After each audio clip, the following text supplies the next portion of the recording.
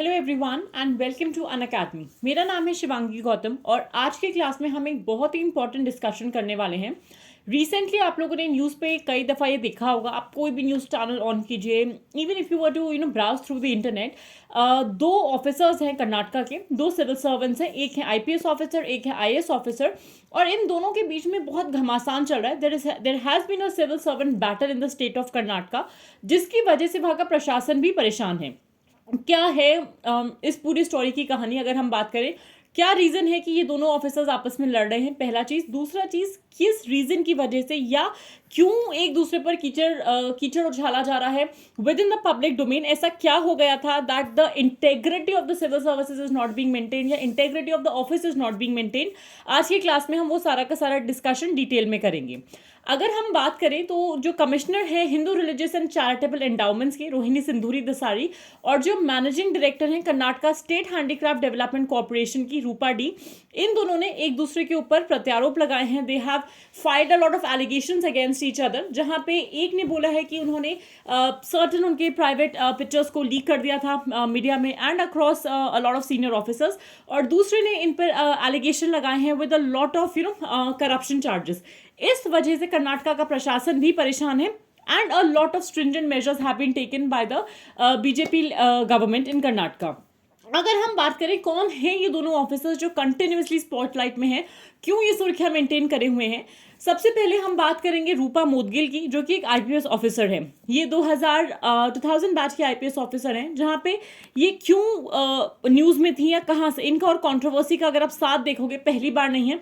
She has been awarded even the president's medal for some amazing work that she has done. 2004 में इन्होंने एक all women police team को lead करा था, जिसके तहत जो बीजेपी की फायर ब्रांड लीडर है उमा भारती, उनको अरेस्ट किया गया था एंड उमा भारती पे भी बहुत सारे केसेस चल रहे थे, जिसकी वजह से she was arrested during that time. Then again 2017 में जुलाई में Roopa Moudgil shot to fame, जहां पे उन्होंने ये दावा करा था कि अधिमान्य उपचार किया जा रहा है या प्रेफरेंशियल ट्रीटमेंट दिया जा रहा है जो AIADMK के चीफ थी उस टाइम की, वीके शशिकला जी को, in exchange of a bribe of 2 crore rupees. And as a result of that the entire media was highlighting the part कि किस तरीके से वीके शशिकला जी को एक sort of a preferential treatment या फिर some sort of a VVIP treatment दिया जा रहा है within the jail premises.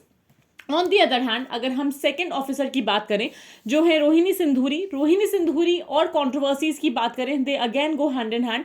ये पहला सिचुएशन नहीं है जहां पे Rohini Sindhuri has come across this situation and she herself is a decorated officer, because जिस तरीके से उन्होंने क्लीन टॉयलेट्स की अगर हम बात करें, जो टॉयलेट्स बनवाए थे अपने डिस्ट्रिक्ट में, she was awarded for that also and she had done a fabulous job there.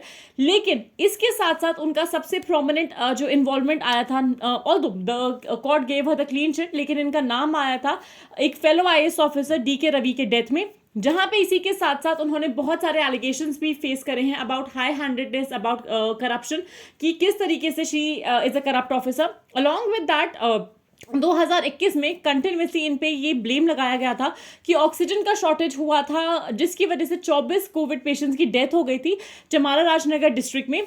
Then again last year दिसंबर में अगर हम बात करें, आपने बहुत दफ़ा न्यूज़ में ये सुना होगा बैंगलोर लैंड माफिया, जहां पे जो सिंगर हैं लकी अली, उन्होंने अक्यूज़ करा था रोहिणी सिंधूरी और उनके हस्बैंड, रोहिणी सिंधूरी के हस्बैंड और उनके ब्रदर इन लॉ को, कि इन्होंने गवर्नमेंट रिसोर्सेज या जो सरकारी संसाधन है उसका दुरुपयोग करा है, और इन्होंने किसी न किसी तरीके से एक लैंड पार्सल को यूसर्प करा है केंचनहल्ली एरिया में, जो कि बिलोंग करता था लकी अली की फैमिली को।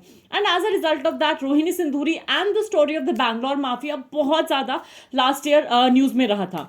अगर हम बात करें इस इन एक्शन पे, या अगर हम बात करें ये जो दुर्व्यवहार रहा है दोनों सिविल सर्वेंट्स का, इस पर कर्नाटका सरकार ने, प्रशासन जिससे परेशान, उन्होंने क्या एक्शन लिया है?